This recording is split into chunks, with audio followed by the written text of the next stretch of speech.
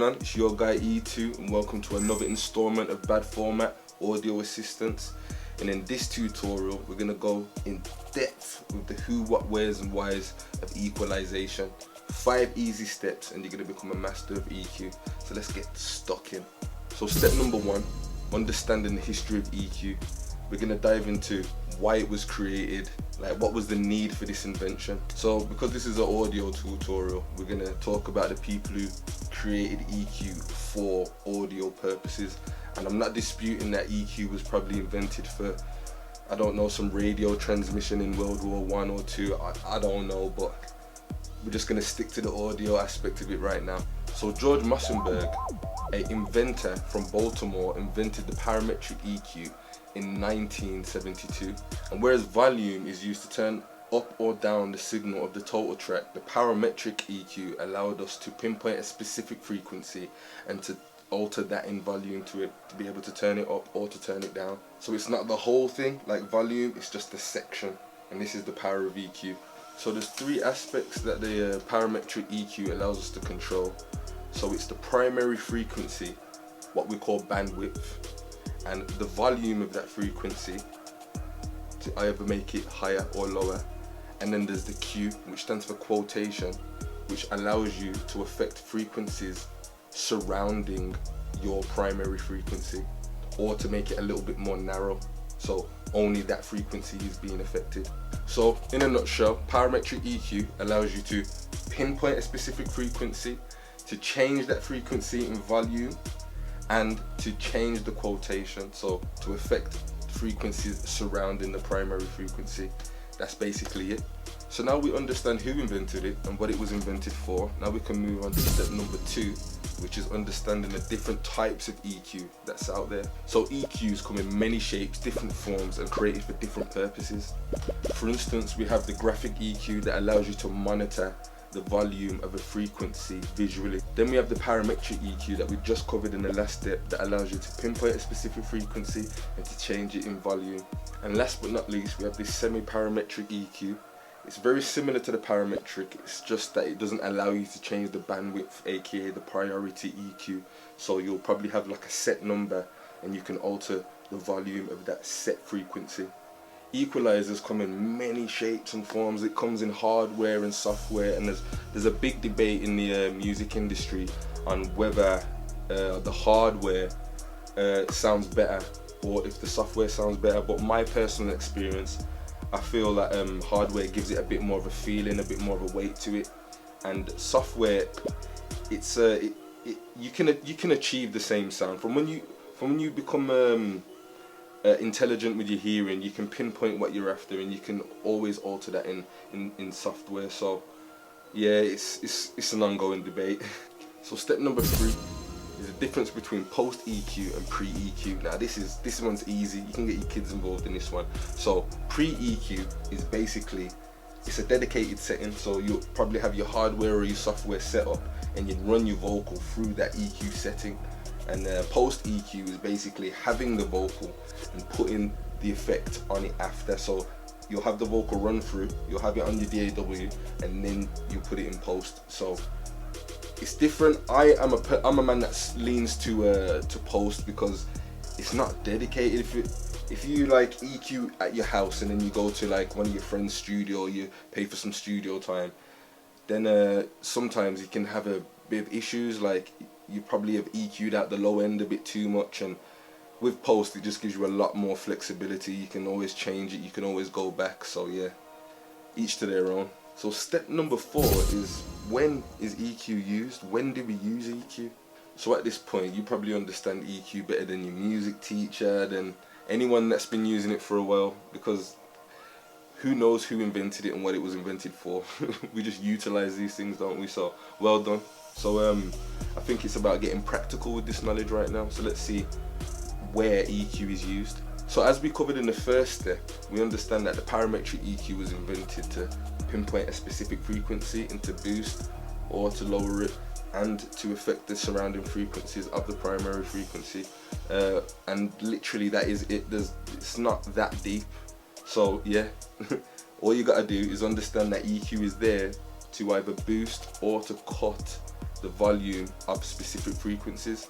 So dive in, have a sweep of what you're trying to EQ, understand what frequencies feel good and adds to the feeling of the sound, and what frequencies are destructive, and just give them a little cut.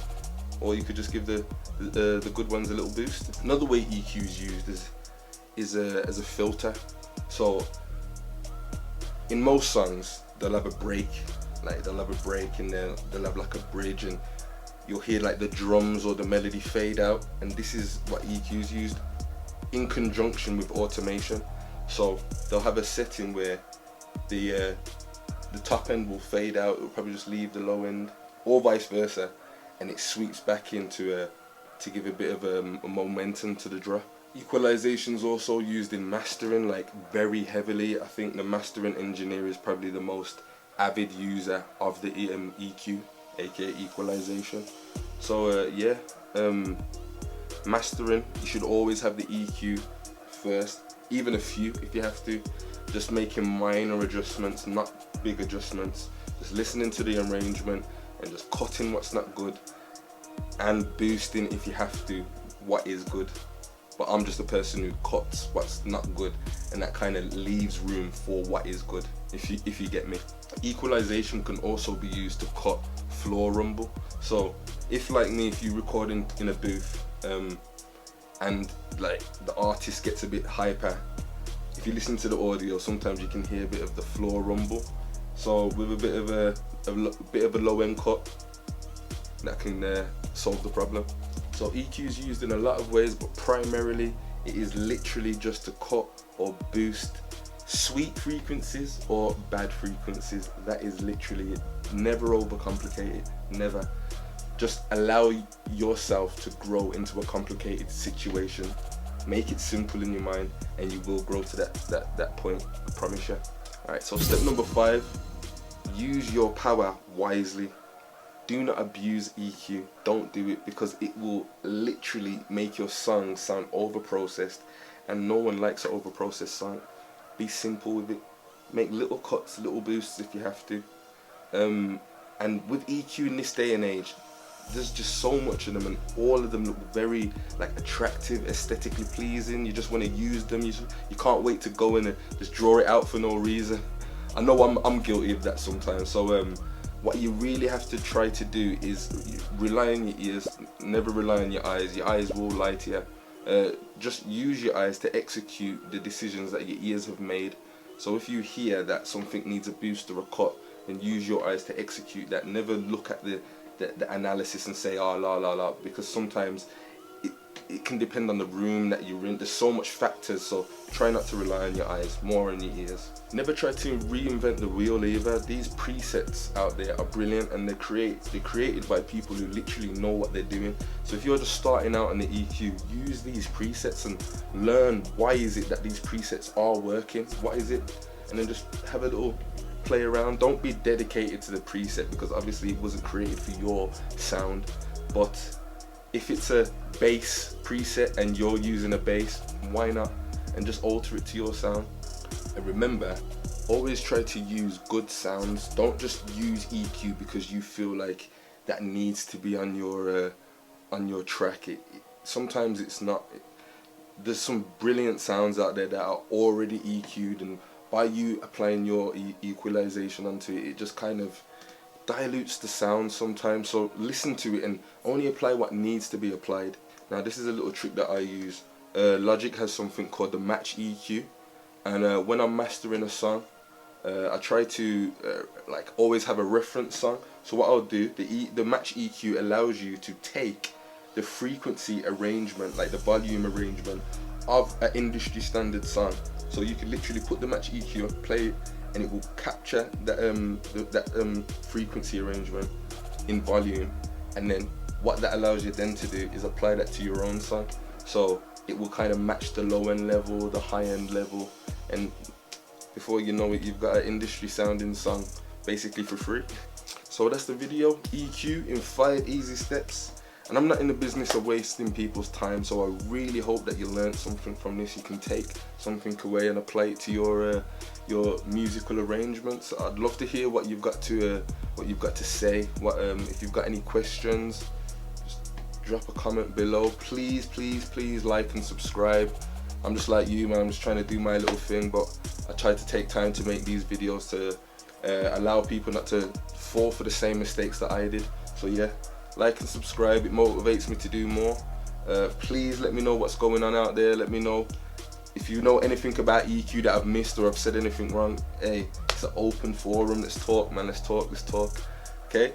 Like, subscribe. Easy.